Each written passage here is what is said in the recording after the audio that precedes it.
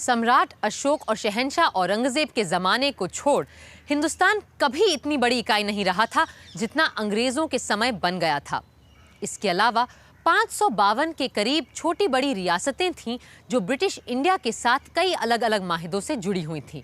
सो वक्त जब ब्रिटिश साम्राज्य से आज़ादी का आया तो जहां कई रियासतों को अलग रहना था, वहीं मुस्लिम लीग को मुसलमानों के लिए एक अलग इलाका चाहिए था। और अगर ये ना हो सके तो लीग की मांग थी कि भारत को एक हिंदू और 2 मुस्लिम मेजॉरिटी ग्रुपिंग्स में बांट दिया जाए जो एक ढीले से केंद्र से बंधे हों। यानी कुछ अजब ही नक्शा उभरने लगा था हमारे देश का। Sindh, Balochistan, north west frontier province and Punjab will be joined through a corridor to Assam and Bengal. Other states like Bhopal and Hyderabad will join us later. This will be our Pakistan. 2 assembly की बात तो ठीक है कायदे आजम, मगर हमारी खुद मुख्तार पाकिस्तान के डिमांड के बारे में क्या तय हुआ? That will come. But in the meanwhile, we have agreed to 2 separate constitution-making bodies for the peoples of Pakistan and of Hindustan. There will be a central government with limited powers, with the Pakistan groups having an option to secede after 10 years. जनाब कायदे आजम साहब, हमें अगर ये 2 group बनवाने में कामयाबी हासिल हो गई, तो फिर देखिए हम इन हिंदुओं और अंग्रेजों के वो हाल कर देंगे कि उन्हें एक आजाद पाकिस्तान को मानना ही पड़ेगा। मगर ये होगा कैसे? आसान सी बात है। देखिए, एक बार जैसे ही हमने अपने ग्रुप्स के आइन बना लिए, फिर हम मरकज की यूनियन कॉन्स्टिट्यूएंट असेंबली में जाएंगे और हर बात पे इतने अड़ंगे लगाएंगे कि असेंबली का चलना ही दुश्वार कर देंगे। और अगर हिंदू अक्सरियत ने हमारी बात को सुनने से इनकार किया तो हम असेंबली से वॉकआउट कर जाएंगे और उसके फैसलों को मानने से ही इनकार कर देंगे। और क्योंकि हमारे पास अपनी ग्रुपिंग वाले सूबे होंगे, हम उनके किसी कानून को मानने के लिए मजबूर नहीं होंगे। Good thinking, Jamil. In that case, we can demand that an unequivocal undertaking be given to implement the establishment of Pakistan without delay. Send a note to that showboy, Maulana. दूसरी तरफ कांग्रेस किसी भी बंटवारे के खिलाफ थी और इस ढीले केंद्र की बात से बेहद नाखुश।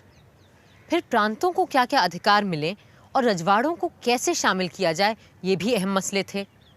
ऐसे हालात में केंद्र कुछ कर पाएगा भी या नहीं, ये एक मुअम्मा यानी पजल सा बन गया था। मौलाना, ये क्या बेहुदा मजाक है? हमें जिन्ना साहब को फौरन जवाब देना चाहिए कि आपने जो मुस्लिम सूबों की अलग ग्रुपिंग्स की तजवीज पेश की है वो हमें बिल्कुल मंजूर नहीं है, क्योंकि मुसलमान अक्सरियत के सिर्फ 3 ही सूबे हैं, नॉर्थ वेस्ट फ्रंटियर, सिंध और बलूचिस्तान। आसाम में अक्सरियत हिंदुओं की है और बंगाल और पंजाब में मुस्लिम मेजॉरिटी बस नाम बराबर है। जवाहर, कई सालों से फेडरल यूनियन के तहत काफी हद तक हम खुद मुख्तार सूबों की बात कर रहे हैं। अब अगर इस वक्त हम ग्रुपों से इनकार करेंगे तो हमारे जिन्ना साहब फिर से बंटवारे की धमकी पर उतर आएंगे। मगर मजहब के नाम पे इस तरह से सब फेडरेशन बनाने से सेंटर और कमजोर हो जाएगा। जवाहर, जल्दबाजी में आकर किसी भी तरह का फैसला लेना मुनासिब नहीं है। मैं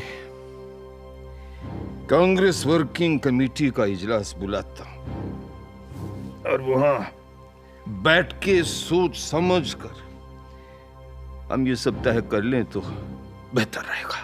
कांग्रेस कमेटी की मीटिंग में जिन्ना साहब के प्रस्ताव के खिलाफ और एक कमजोर केंद्र के विरोध में कई आवाजें उठी। D.R. गाडगिल ने रेजोल्यूशन में लिखा है, कांग्रेस को ये तय करना ही होगा कि मुस्लिम लीग को मनाने के लिए वो कहाँ तक झुकती जाएगी और संघ के ढांचे के बारे में उसके क्या विचार है।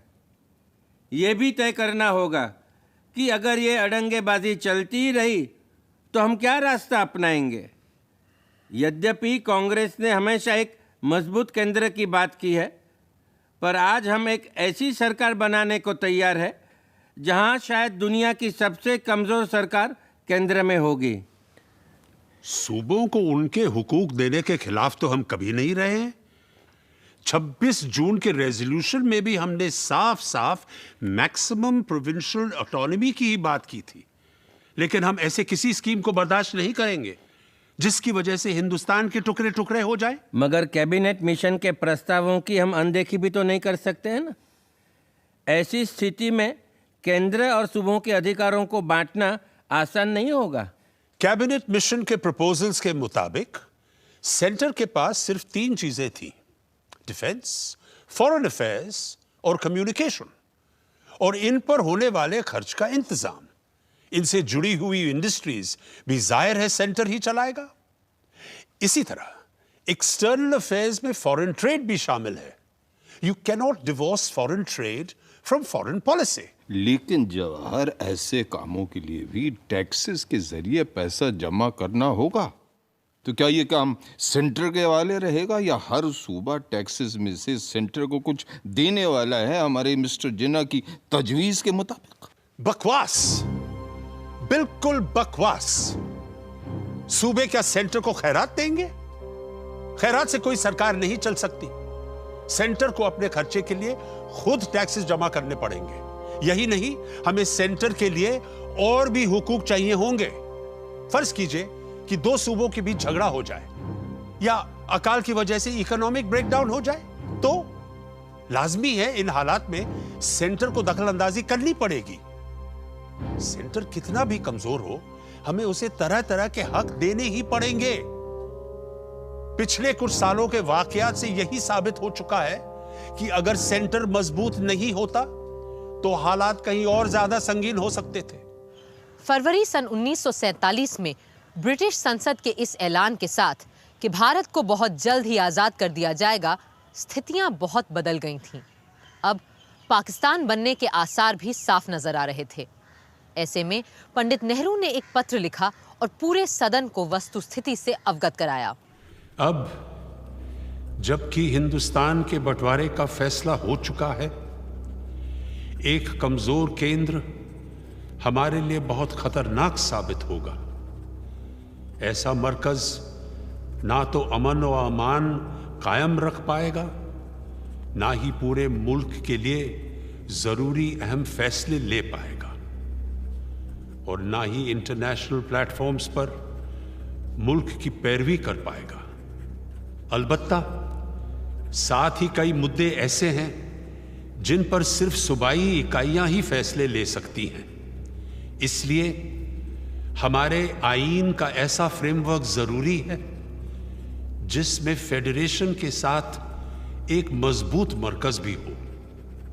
इसलिए सेंटर और सूबों के हकों के बंटवारे के लिए 3 फहरिस्तें होनी जरूरी हैं: मरकजी, सूबाई और मिली जुली, यानी the federal, the provincial and the concurrent. 3 लिस्टें जो पेश की गई थीं कुछ इस तरह थीं। केंद्र की सूची में रक्षा, सेनाएं, विदेश संबंध और व्यापार, डाक, तार, रेलवे, जहाज रानी, वायुसेवा, बैंकिंग, इंश्योरेंस, पेट्रोलियम, केंद्रीय कर, आयात कर आदि आदि के साथ केंद्र संचालित पुस्तकालयों, संग्रहालयों और बनारस हिंदू और अलीगढ़ मुस्लिम यूनिवर्सिटीज जैसे संस्थान समेत 87 विषय थे। वहीं प्रदेश की लिस्ट में शांति व्यवस्था, पुलिस, जेल, स्वास्थ्य, कफन दफन, कृषि, जल संसाधन, मत्स्य पालन, भूमि, जंगल, खाद्य पदार्थ, इन सब पर लगने वाला कर, चुंगी और स्थानीय प्रशासन, शिक्षा आदि आदि जैसे 57 विषय रखे गए थे। तीसरी कंकरेंट यानी सहगामी या साझा फहरिस्त में आपराधिक न्याय व्यवस्था, बिजली, ब्याह शादी, तलाक, वसीयत, अखबार, किताबें, फिल्म प्रदर्शन, मोटर गाड़ियों, पागलखानों, जहर और जहरीली दवाइयों, जानवरों के प्रति सद्व्यवहार, मर्दमशुमारी जैसी 36 चीजों को रखा गया था। और हाँ, बॉयलर्स को भी। मंत्रिमंडल के सदस्य और प्रांतों के मंत्री दोनों ही इस फहरिस्त से संतुष्ट नहीं थे। मुझे पता चला है कि आप यूनियन, स्टेट और कंकरेंट लिस्ट से खुश नहीं हैं। मैं अपने पोर्टफोलियो के बारे में बात कर सकती हूँ। हेल्थ को अगर स्टेट सब्जेक्ट बना दिया जाता है तो हम कैसे हिंदुस्तान भर के डॉक्टरों और अस्पतालों का एक लेवल इंश्योर कर पाएंगे? अमृत कौर जी, हर सूबे की ज़रूरतें अलग अलग हैं। जैसे कि कई जगहों पर अस्पताल वगैरह पहले ही से ही है और कई जगह पे तो बिल्कुल नहीं है। इसीलिए स्वास्थ्य को राज्य की सूची में रखना ही सही समझा गया। मैं जानती हूँ हालात और ज़मीनी सच्चाई हर प्रांत और सूबे में अलग हैं, पर जहाँ तक स्वास्थ्य का मामला है, हम सब यही चाहते हैं कि सारे हिंदुस्तानियों को एक जैसी सेवाएं और सुविधाएं मिलें। तो मेरा ये कहना है कि हेल्थ जैसे सब्जेक्ट को अगर केंद्र की लिस्ट में नहीं तो कम से कम कॉन्करेंट लिस्ट में तो जरूर रखना चाहिए। फिर तो वो न यहाँ का रह जाएगा न वहाँ का। पंत साहब का बस चले तो कंकरेंट लिस्ट को अबॉलिश ही कर दें। तो ये बताइए, फिर हेल्थ को सेंटर की लिस्ट में क्यों ना लिया जाए? 87 चीजें तो रख ली हैं आपने केंद्र की सूची में, इसे भी ले लीजिए। जवाहरलाल जी, जब तक प्रांतों को आप कुछ जिम्मेदारी देंगे नहीं, सूबे जिम्मेदारी लेना सीखेंगे कैसे? कांग्रेस ने हमेशा विकेंद्रीकरण की बात की थी, पर अब जब अमल का समय आया है, हम झिझक क्यों रहे हैं? वैसे भी मेरा मानना है कि भारत जैसे विशाल देश को केवल दिल्ली से नहीं चलाया जा सकता है। आज़ादी के 6 दिन बाद 21 अगस्त 1947 को संविधान सभा ने केंद्र और प्रांतों के बीच अधिकारों के बंटवारे के लिए यही 3 सूचियां पारित की। कमोबेश आज तक केंद्र और राज्यों के बीच काम के बंटवारे का आधार यही 3 फहरिस्तें हैं। मगर केंद्र और सूबों के बीच का अंतर संबंध क्या होना चाहिए और केंद्र कितना शक्तिशाली होना चाहिए, इन प्रश्नों पर गहराई से सोच रहे थे डॉक्टर अंबेडकर।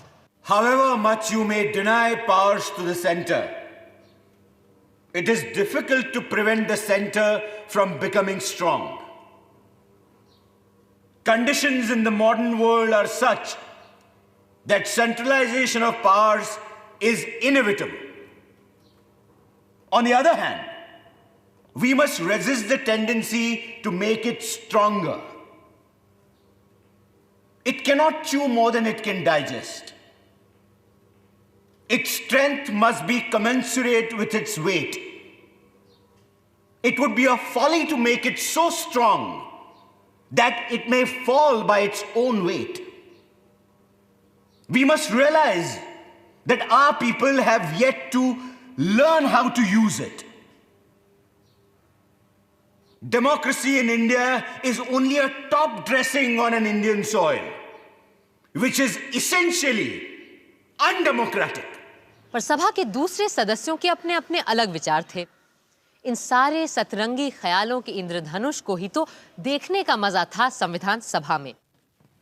सर, ये ड्राफ्ट कॉन्स्टिट्यूशन, चाहे इसे हम किसी भी नाम से पुकारें, फेडरल कहें या यूनिटरी, पार्लियामेंट्री या फिर प्रेसिडेंशियल, असल में ये एक सत्तात्मक यूनिटरी कॉन्स्टिट्यूशन की बुनियाद तैयार कर रहा है, ना कि एक फेडरल संविधान की। यूनिटरी से मेरा अर्थ है कि बहुत सारी सत्ता घुमा फिरा करके हमने सेंटर को दे दी है और सूबों को कुछ भी नहीं। सर, यह संविधान लोगों को कुछ भी अधिकार नहीं देता, ना परिवार को, ना गांव को, ना जिले को, ना सूबों को। डॉक्टर अंबेडकर ने सब कुछ केवल सेंटर के लिए रख लिया है।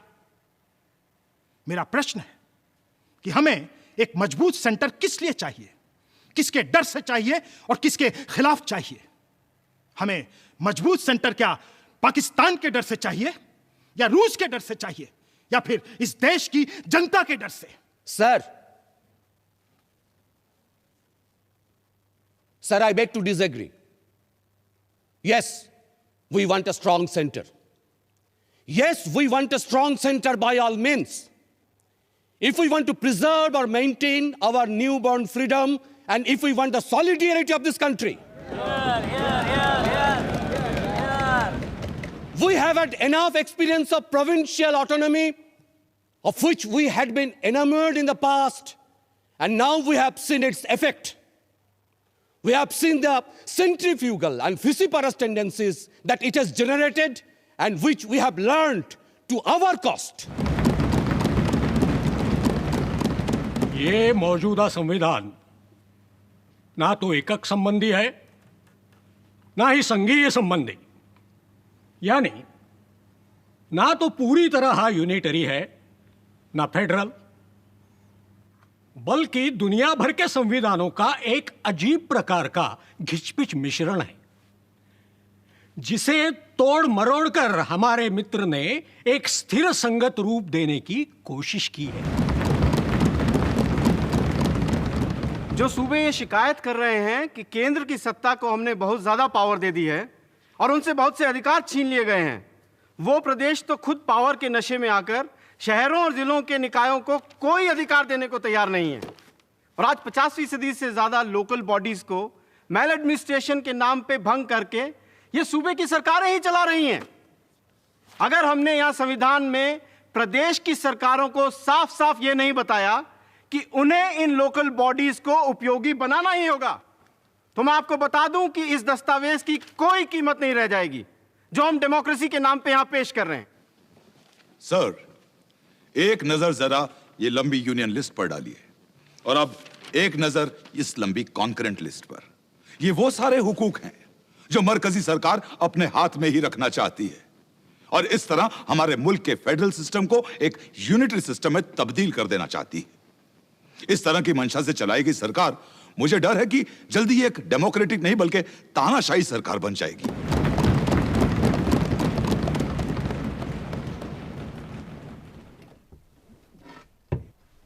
Honorable member can remain seated while speaking if he so wishes.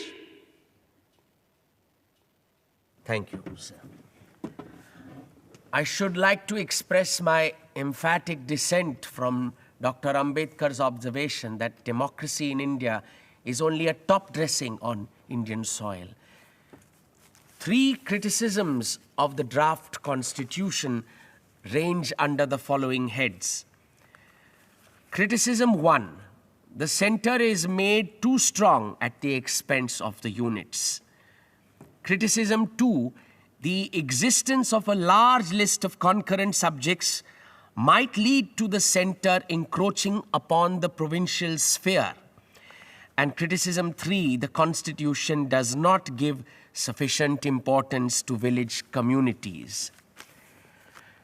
Sir, a brief survey of the draft constitution must convince the members that it is based upon sound principles of democratic government.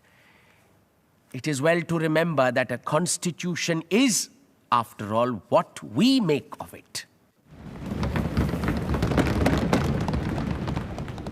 किसान नेताओं और गांव जमीन से जुड़े लोगों के लिए किसी संवैधानिक भाषा से ज्यादा जरूरी सवाल थे खेतीबाड़ी, अनाज और भूख। Sir,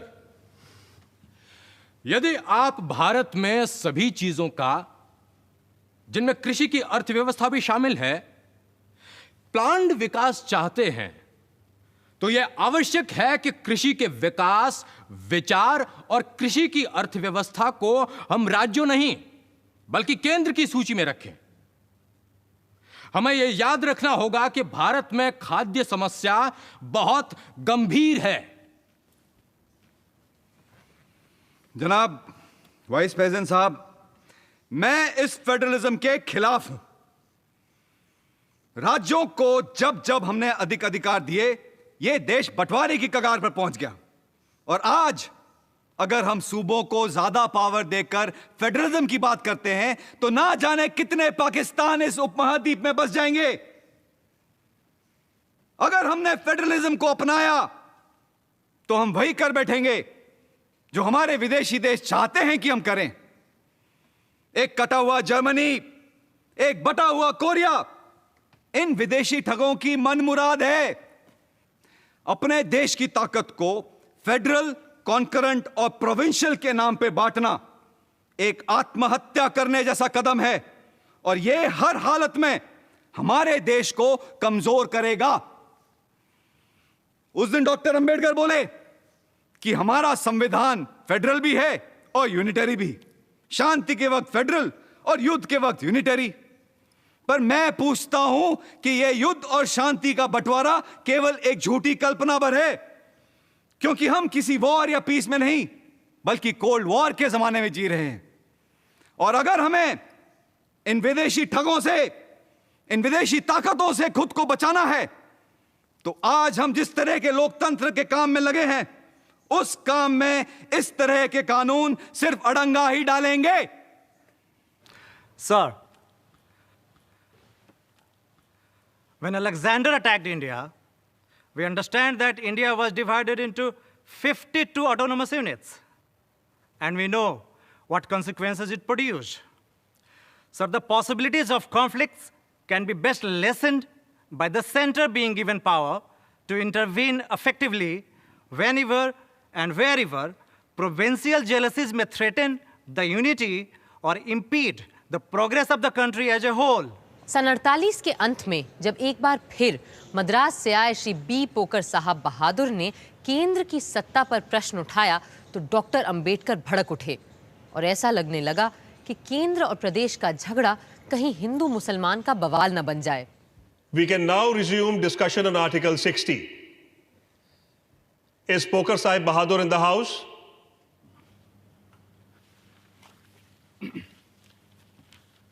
I submit, sir. Now,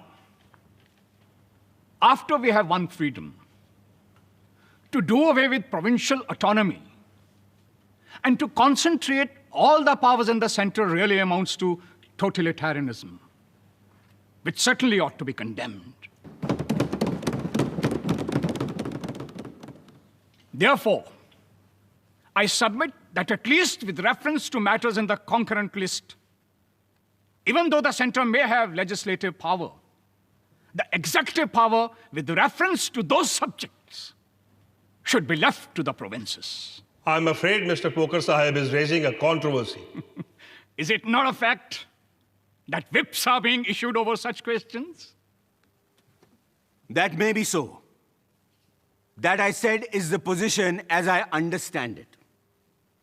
Now, sir, it must have been noticed, and I say it merely as a matter of fact and without any kind of insinuation in it at all, that a large number of members who have spoken in favor of the First Amendment to ensure more powers to the states are mostly Muslims. No.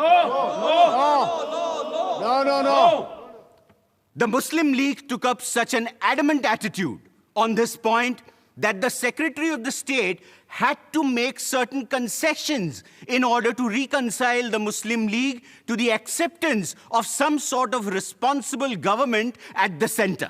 With your permission, sir, may I just correct my learned friend? This constitution is being framed for the present Indian Union, in which there is not a single province in which the Muslims are in a majority.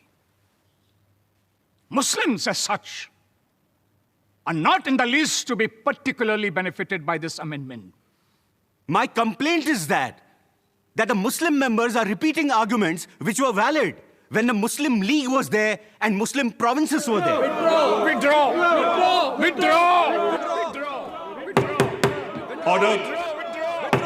Order.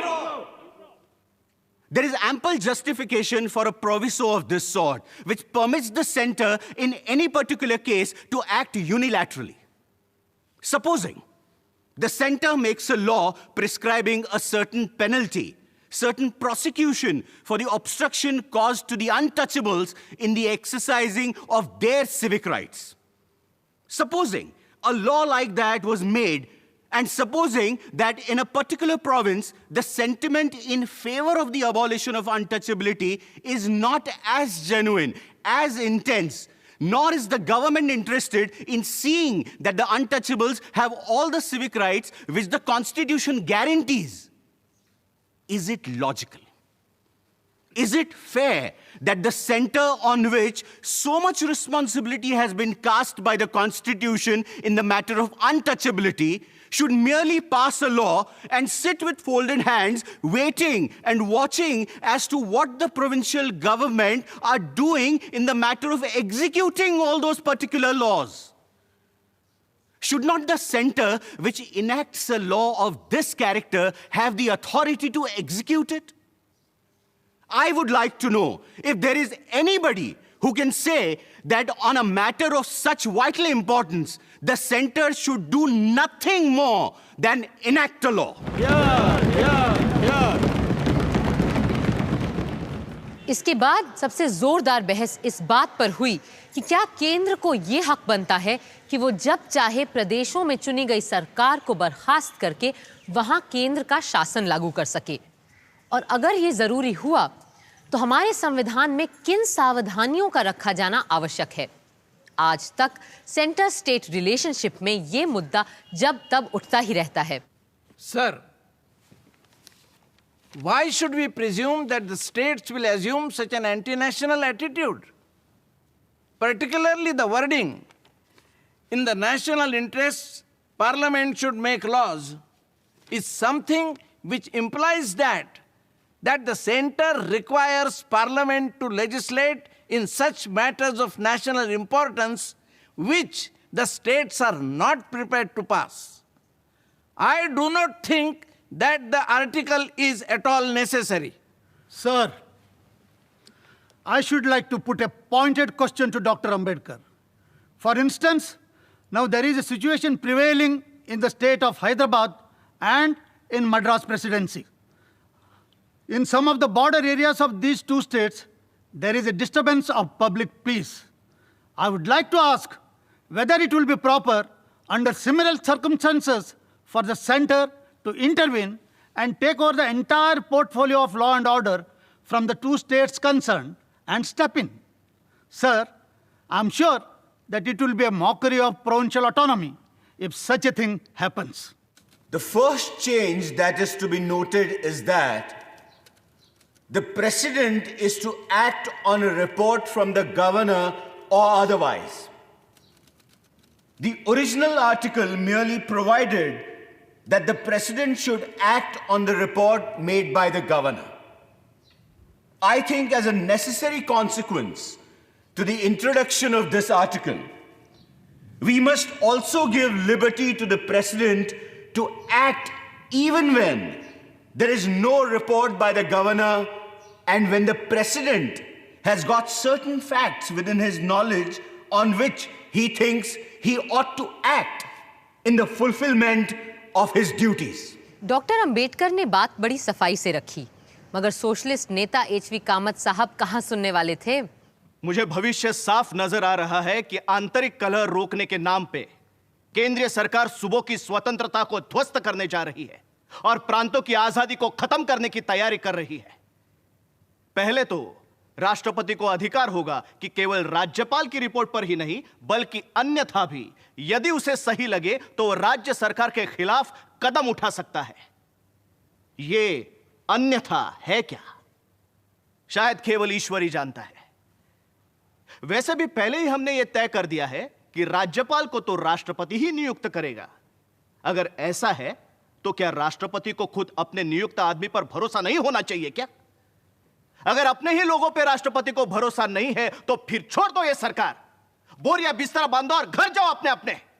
ये संविधान सभा भी बर्खास्त करो और चलो अपने अपने घर सब। ना, मैं ऐसे किसी कार्य व्यापार का हिस्सा नहीं बनना चाहता। यहां जो हो रहा है गलत हो रहा है। मैं भगवान से प्रार्थना करूंगा कि वो इस सदन को सद्बुद्धि दे कि वो अपने गलतियों बेवकूफियों को देख सके और जो अपराध यहां कर रहे हैं उनको समझ सके। This is a criminal transaction. Criminal? What is the crime? यह एक संवैधानिक जुर्म होगा अगर राष्ट्रपति को अधिकार दे कि वो हर बात में टांग अड़ा सके, न सिर्फ राज्यपाल की रिपोर्ट पर बल्कि किसी अन्य कारण से भी। ये अन्य, ये अदरवाइज मात्र शब्द नहीं बल्कि एक शैतान है और इस संदर्भ में तो ये एक बिल्कुल बेहुदा शब्द है। सर, मैं चाहता हूं कि एक नुक्ते पर रोशनी डाली जाए। अगर खुदा ना खास्ता किसी सूबे के गवर्नर को कोई कैद कर ले तो वो कैसे राष्ट्रपति महोदय को अपनी रिपोर्ट भेज पाएगा? गवर्नर को गिरफ्तार नहीं किया जा सकता। माफ कीजिए, गिरफ्तार ना सही, कोई उन्हें अगवाई कर ले तो भाई कैसे आएगी रिपोर्ट राष्ट्रपति जी के पास? जनाब, अगर ऐसी स्थिति पैदा हो जाती है तो धारा 257 तो है ना हमारे पास। जिसके चलते बिना राज्यपाल की सलाह के भी केंद्र प्रोक्लेमेशन जारी कर सकता है। यानी राष्ट्रपति बिना गवर्नर की रिपोर्ट के भी अपने विवेक के अनुसार कदम उठा सकता है और राज्य की सत्ता अपने हाथों में ले सकता है। Sir, let us have a little realism about our discussions and about our constitution making. The greatest danger in the future may not be that the center will interfere too much, but that the units may resent the guidance of the center. And what do we mean by saying that the president may take the powers into his own hands and may become an absolute dictator? And will the 32 crores of Indians sit quietly and knuckle under? If they would, then they would anyhow. Then no constitution on God's earth, even if framed by Archangel Gabriel, is going to succeed. Shri के संतानम ने उदाहरण देकर प्रांतों में presidents rule को और साफ तरीके से समझाने की कोशिश की। Mr. President, sir, let us broadly analyze the circumstances in which these articles can come into operation.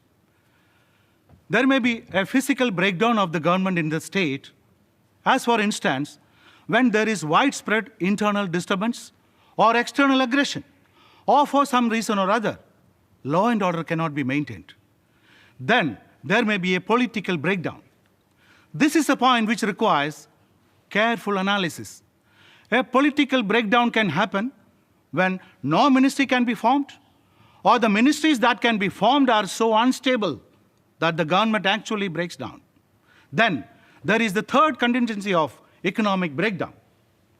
Suppose, for instance, in a state the ministry is all right, but it wants to make itself popular by reducing or cancelling all taxes and running its administration on a bankrupt basis.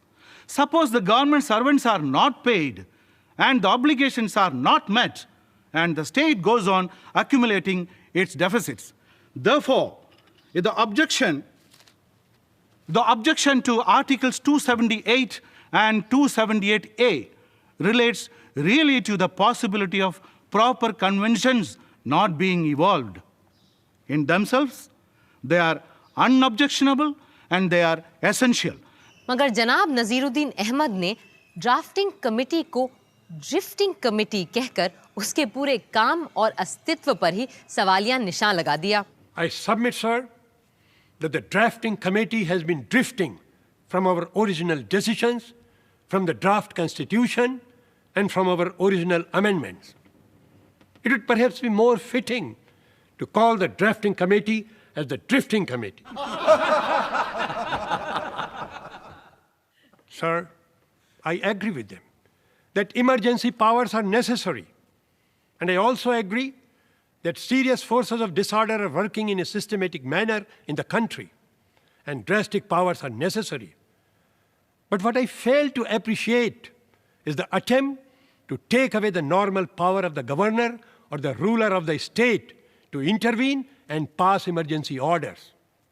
It is that which is the most serious change. In fact, originally the governor was to be elected on adult suffrage of the province. But now we have made a serious departure that the governor is now to be appointed by the president. This is the first blow to provincial autonomy. पहले दिन सभा का समय समाप्त हो गया तो नजीरुद्दीन अहमद साहब अगले दिन भी बोलते ही रहे। The fear of the communists is at the back of these emergency powers being centralized. This was the very reason which led Hitler to establish his dictatorship. Mussolini also built a dictatorship by similar process, and both of them had to share the same fate. I only hope that we are not drifting towards that end. महोदय, आज़ादी जब आती है तो अपने साथ ढेर सारी दुश्वारियां भी लाती है जिनका एक देश को सामना करना पड़ता है। जैसे बंगाल में आज अराजक तो बड़े सक्रिय हो रहे हैं, यही हाल मद्रास का है। हैदराबाद में भी यही सब चलता देखा जा रहा है। ऐसे में सवाल पैदा होता है कि ये किसकी जिम्मेदारी है कि फौरन इस सब को रोका जाए। हमें मौके पे मौजूद लोगों पर ही भरोसा करना पड़ेगा। हमने हर सूबे के लिए गवर्नर को नियुक्त किया है। हम इन गवर्नरों को मोटी तनख्वाह देने जा रहे हैं और भी तमाम लाओ लश्कर ऐशो आराम। हम उन्हें संविधान के हिसाब से राज्य में ऊंचा ओहदा भी दे रहे हैं। पर अगर इस सब के बावजूद हम इन गवर्नरों को सिर्फ सजावट का सामान बनाकर रखेंगे और उन्हें आपातकाल के लिए कोई अधिकार नहीं देंगे तो सब बेकार है। अगर ऐसा है तो हमें इस पद का नाम थोड़ा बदल कर इन्हें गवर्नर नहीं, गोवर्नर ही बुलाना चाहिए। केंद्र और राज्यों के संबंधों को लेकर हर विचार, डर, खतरे और जिम्मेदारी पर गौर किया था संविधान सभा ने, और अंत में सारे सुझावों, शंकाओं और प्रश्नों का जवाब दिया डॉक्टर भीमराव अंबेडकर ने। With regards to the general debate which has taken place, in which it has been suggested that these articles are liable to be abused, I may say that I do not altogether deny that this is a possibility. But that objection applies to every part of the Constitution which gives powers to the center to override the provinces. The proper thing we ought to expect is that such articles will never be called into operation and they would remain a dead letter. If at all they are brought into operation, I hope the President, who is endowed with these powers, will take proper precautions before actually suspending the administration of the provinces. I hope the first thing he would do would be to issue a warning. If that warning fails, the second thing for him to do will be to order an election allowing the people of the province to settle matters themselves. It is only when these two remedies fail that he would resort to this article. I do not think we could then say that these articles were introduced in vain or that the president had acted wantedly. उधर गांधीवादी लोग एक अलग ही तरह के भारत की कल्पना कर रहे थे और महात्मा गांधी के एक अनुयायी श्रीमान नारायण अग्रवाल साहब ने सन 1945 में ही बापू के विचारों को पढ़ के, समझ के और उनसे बात करके एक गांधीवादी संविधान का मसौदा तैयार कर दिया था। संविधान बनाते समय याद रखने की पहली चीज ये है कि जिस बात का संबंध सबसे हो उसे सब मिलकर ही तय करें। पर इस तरह लोकतंत्र किस दिशा में जाएगा बापू? उस दिशा में जहां अहिंसा हो और विकेंद्रीकरण हो। जनतंत्र की परिभाषा मेरी समझ में वो राज है जिसमें हर दीनहीन के पास वो अवसर हैं जो सबसे शक्तिशाली के पास भी हो, और हिंसा के बल पे ऐसा कभी नहीं हो सकता। और इसलिए आप मानते हैं कि भारत के भविष्य का संविधान सुगढ़ सुचालित ग्राम सभाओं पर आधारित हो, जो प्रजातंत्र को सीधे और अच्छे तरीके से चला सकें, जहां मनुष्य और पर्यावरण पर अहिंसा वाली ग्राम शिल्प की संस्कृति और अर्थव्यवस्था हो, और मनुष्य से सीधा संपर्क और संबंध हो। गांव के गणराज्य ही स्वराज की मूल इकाई होनी चाहिए, जिनके पास सारे सामाजिक, आर्थिक और राजनीतिक निर्णय लेने की पूरी स्वतंत्रता हो। फिर गांवों को तालुका, जिला, सूबा और संघ की पंचायत, विधानसभा और सांसदों के जरिए अखिल भारतीय केंद्र की इकाइयों से जोड़ा जाए। सही समन्वय बनाना होगा और केंद्र की सांसद का काम बहुत ही सीमित होगा, क्योंकि हमारे सिद्धांत के अनुसार अधिकतर अधिकार ग्रामों, लोकल बॉडीज और सूबों के पास ही होंगे। ठीक कह रहे हैं बापू आप। केंद्र का काम केवल रक्षा, आर्थिक विकास, सूबों के बीच समन्वय, परिवहन, संचार, मुद्रा, कस्टम, अंतर्राष्ट्रीय व्यापार जैसे प्रमुख उद्योगों तक ही सीमित होना चाहिए। और शायद कुछ राष्ट्रीय महत्व के शैक्षिक संस्थानों को चलाना, राज्यों को शिक्षा के स्तर के बारे में सलाह देना, विदेश नीति तय करना भी केंद्र का काम हो सकता है। पर बाकी सारे अधिकार और निर्णय संघ की प्रांतीय इकाइयों के पास ही होने चाहिए। याद रहे, वही हुकूमत अच्छी होती है जो सबसे कम हुक्म चलाए। श्रीमान नारायण अग्रवाल द्वारा लिखी स्वतंत्र भारत के लिए संविधान नामक पुस्तिका की भूमिका महात्मा गांधी ने लिखी थी और कहा था कि हालांकि इसके हर शब्द से शायद मैं इत्तेफाक नहीं रखता, किंतु मेरे पास समय की कमी होने से प्रिंसिपल श्रीमान नारायण अग्रवाल ने वो कर दिखाया है जो मैं नहीं कर सका। संविधान सभा के गांधीवादी सदस्य इसी को नए संविधान का आधार बनाना चाहते थे। सर, हमारे मुल्क में 7 लाख गांव हैं। महात्मा गांधी की कृपा से हमारी आजादी की लड़ाई गांव तक पहुंच गई थी और गांवों के आधार और बल पर ही आज हमारा हिंदुस्तान आजाद हुआ है। पर आज जो कॉन्स्टिट्यूशन हमारे सामने है उसमें कहीं गांव का कोई भी जिक्र है? कहीं उसकी कोई तस्वीर है? नहीं, नहीं, नहीं और नहीं।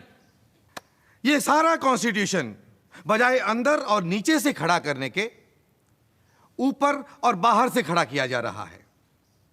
सदर साहब, होना यह चाहिए था कि हमारे हिंदुस्तान की रिपब्लिक एक यूनियन बनती, सारे छोटे छोटे ऑटोनॉमस रिपब्लिक आपस में मिलकर एक यूनियन की तरह हिंदुस्तान की एक बड़ी रिपब्लिक बनाते, और उससे न फिर लिंग्विस्टिक प्रोविंसेस का सवाल उठता, न कम्युनल मेजॉरिटी या माइनॉरिटी का सवाल उठता, और न बैकवर्ड क्लासेस का सवाल उठता। सेठ जी ने कहा है कि यह विधान ग्रामों को महत्व नहीं देता है। महात्मा गांधी जी का विधान ग्राम गणराज्य व ग्राम पंचायत पर आधारित था, जिसकी रूपरेखा प्रिंसिपल श्रीमान नारायण अग्रवाल ने दी थी। और मेरे विचार से विधान के उस अंग पर हमें सावधानी से सोचना होगा। उधर डॉक्टर अंबेडकर शायद अपने निजी जीवन के तल्ख तजुर्बों के कारण ग्रामीण जीवन और ग्राम पंचायतों के बारे में कोई खास अच्छी राय नहीं रखते थे। A criticism against the draft constitution is that the new constitution should have been drafted on the ancient Hindu model of a state, and that instead of incorporating Western theories, the new constitution should have been raised and built upon village panchayats and district panchayats. There are others who have taken a more extreme view. They do not want any central or provincial governments. They just want India to contain so many village governments. The love of the intellectual Indians for the village community is, of course, infinite, if not pathetic. I hold that these village republics have been the ruination of India. I am therefore surprised that those who condemn provincialism and communalism should come forward as champions of the village. What is the village but a sink of localism, a den of ignorance, narrow-mindedness, and communalism? I'm glad that the draft constitution has discarded the village and adopted the individual as its unit. Sir, according to Dr. Ambedkar, the villages have been the ruination of India. The villages have been the den of ignorance. If that is the case now, that is due to us, who have been living in the towns, who have been shining under the foreign bureaucracy and foreign rule. Our villages have been starved. Our villages have been strangled deliberately by the foreign government, and the townspeople have played a willing tool in this ignoble task. Resuscitating the villages, I think, should be the first task of Future Free India. I have told you, sir, that we have been taught according to the Gandhian outlook and the Congress outlook, that the future constitution of India would be a pyramidal structure based on the village panchayats.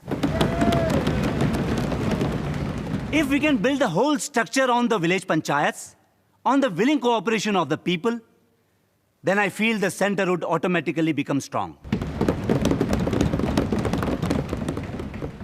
Sir, I'm sorry that Dr. Ambedkar went out of his way to speak about village panchayats and say that they did not provide the proper background for a modern constitution.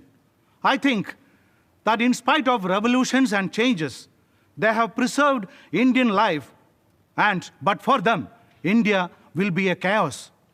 I wish that some statutory provision had been inserted regarding village autonomy within proper limits. For local autonomy for each village must constitute the basic framework for the freedom of this country. I do not want to say anything more than what Dr. Ambedkar has said. He is a bit too pessimistic. I do not agree that we can never reform the villages and develop them for self-government. This country will ultimately consist of a number of village republics, autonomous as far as possible, knitted together into a number of states with a union at the center. मौलाना हसरत मोहानी हरदम की तरह इस बात पर भी Soviet रूस को भारत में खींच हिलाए। ये कहना गलत नहीं होगा कि मैंने महात्मा गांधी के सामने एक तजवीज़ पेश की थी और उसके तहत उन्होंने सोवियत रूस के आइन के 2 नुक्तों की हामी भी भरी थी। पहला नुक्ता था काम करो और वोट भरो, और दूसरा कि पहली इकाई गांव का सोवियत रहे। उन्होंने उस पर फरमाया था कि सोवियत संघ का आइन कांग्रेस वर्किंग कमेटी का आइन से काफ़ी मिलता है, इसलिए अगर गांव पंचायत की तजवीज़ छोड़कर हम गांव सोवियत की तजवीज़ अपनाएं तो ये सारे पचड़े जो हमारे आइन में हैं, इस और उस माइनॉरिटी के हुकूक को लेकर सब गायब हो जाएंगे। I beg to move that in the directive principles, the following new article be added. That the state shall take steps to organize village panchayats and endow them with such powers and authority as may be necessary to enable them to function as units of self-government. What powers should be given to a village panchayat, what its area should be, and what its function should be will vary from province to province. Sir, I accept the amendment. Thank you very much, sir. Sir, I am sure the 7 lakhs of villages in the whole of India would welcome the provisions of this amendment in the Constitution. If the pies are taken care of, the rupees will take care of themselves. Sir, it is very necessary that this august body gives its views on the fundamental tenet of Mahatma Gandhi. He said that India dies if the villagers die. India can only live if the villagers live.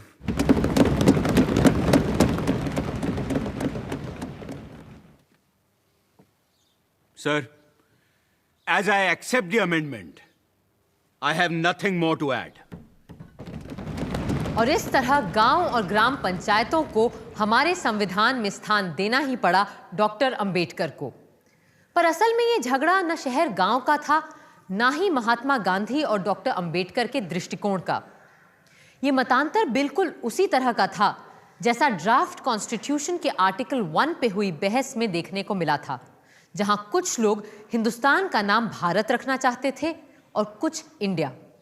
पर अंत में जीत समन्वय की हुई और हिंदुस्तान का नामकरण हुआ इंडिया दैट इज भारत।